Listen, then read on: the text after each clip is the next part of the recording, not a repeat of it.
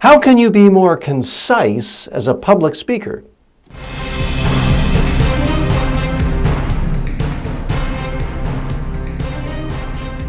Speaking, the show about effective speaking in public, to the media, at work, and in life. Speaking with TJ Walker. This is a question I get probably once a week. I got it just yesterday with a client. TJ, how do I be more concise when I speak? How can I make my statements crisp, concise, brief? Some of you aren't going to like my answer, but here it is. My answer is, why do you want to be concise? I answer the question with a question.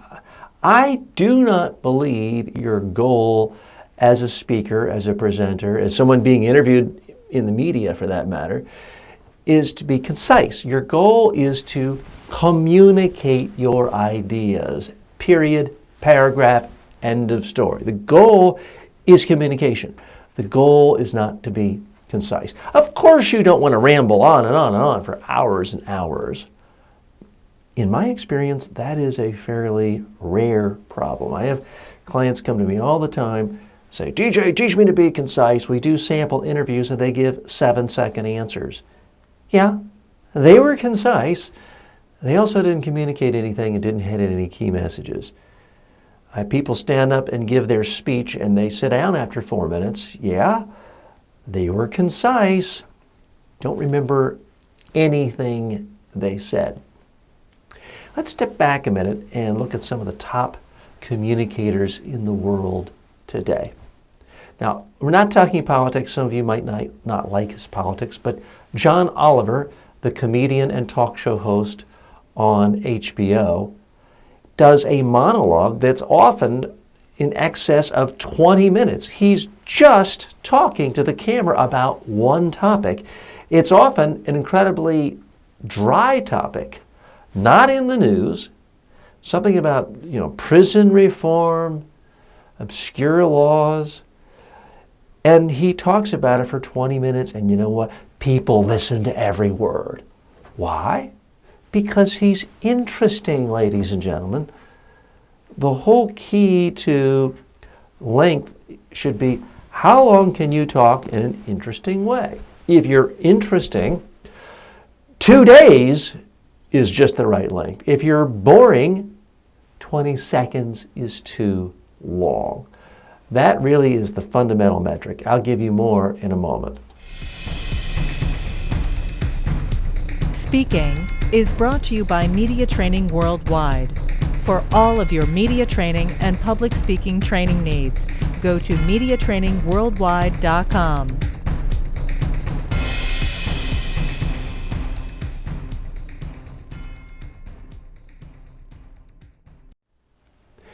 Someone else who's not particularly brief or concise, Gary Vaynerchuk, the well-known social media guru, purveyor of the TV wine library in years past, and now head of his own gigantic social media agency.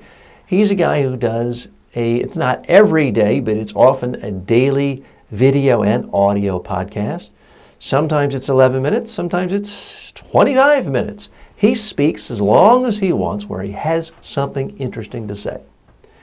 And his YouTube channel, the views for his show are astronomical. And his own research shows that people actually watch very deep into the show.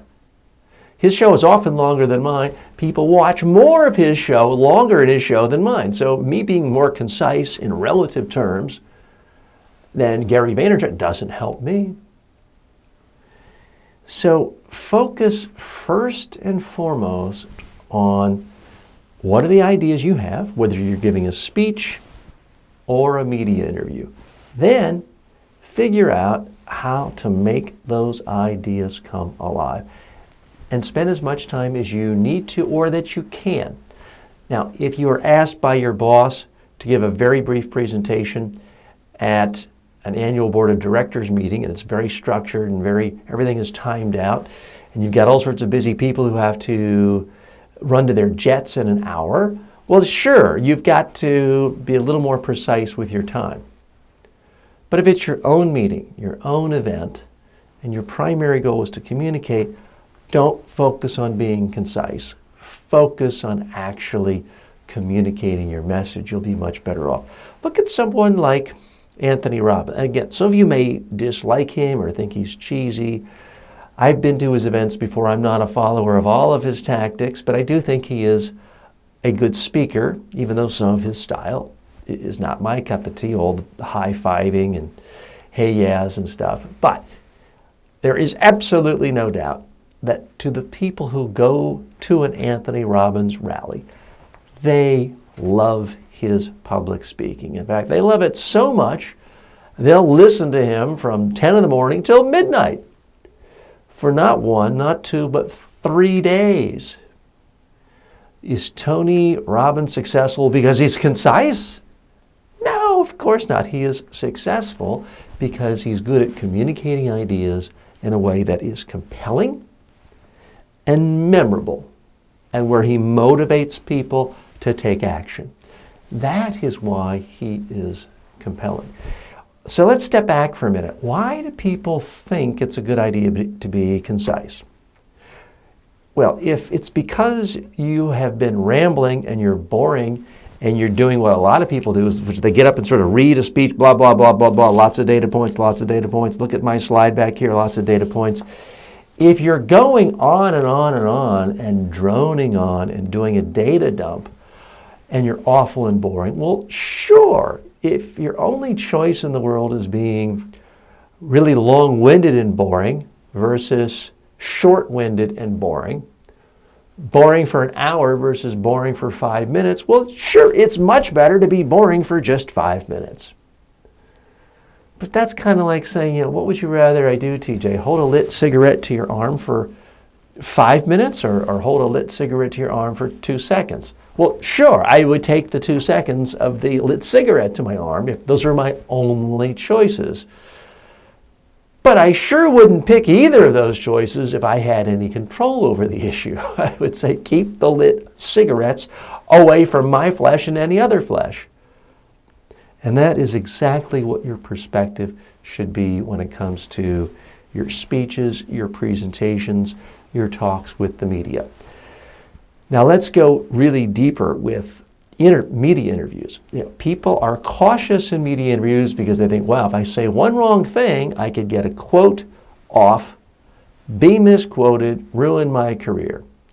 And some of you have heard me talk about before, I lost my own job once, 25 years ago, because of a quote, and I said it. And I'll revisit that again in the future at some point. So it's certainly realistic and rational to be nervous when speaking to the media. Therefore, people assume, well, the less I speak, the less vulnerable I am. It's not quite like that.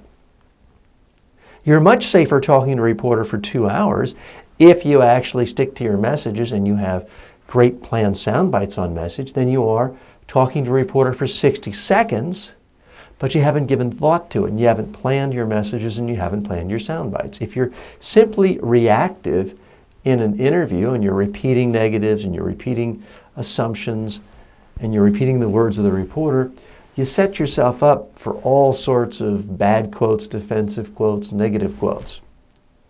If you've actually given some thought to what you want to say, packaged your messages, packaged sound bites for your messages, and practiced your interview with someone asking you questions, or you even asking yourself questions, just talking to your cell phone and listening to it, well then you're not in danger by going beyond 7 seconds or 10 seconds in an answer. You can talk for a minute in every answer, maybe longer in an answer, and have absolutely zero risk because you've planned, you've focused, you have an agenda with interesting ideas.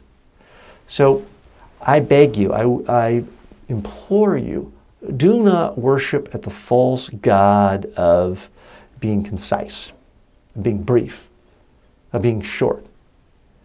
I never heard thousands of people standing up, giving a standing ovation to someone at a major convention or conference, And when you ask them why they like that speaker, they say, well, because he was so concise. Wow, she was so short. That's never going to be a reason why people love you. It's not going to be why people talk about you. Now, if you're given an hour and you can do everything you need to do in 50 minutes, great. But if there isn't a strict time limit, then talk as long as you want. I was going to talk on the show today for 10 minutes, but it's now 10 minutes and 22 seconds. I don't care. If you found this interesting, you're still here. If you got everything you needed to after 7 minutes, you bailed out then. Thanks so much for joining me. I'm TJ Walker. May all of your presentations in life be not concise, but successful. See you next time.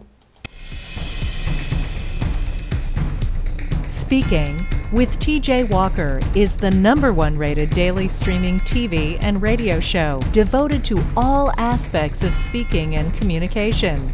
If you received value from this show, then please subscribe to it at MediaTrainingWorldwide.com. Please review the show, leave comments, and share it with your friends and colleagues today.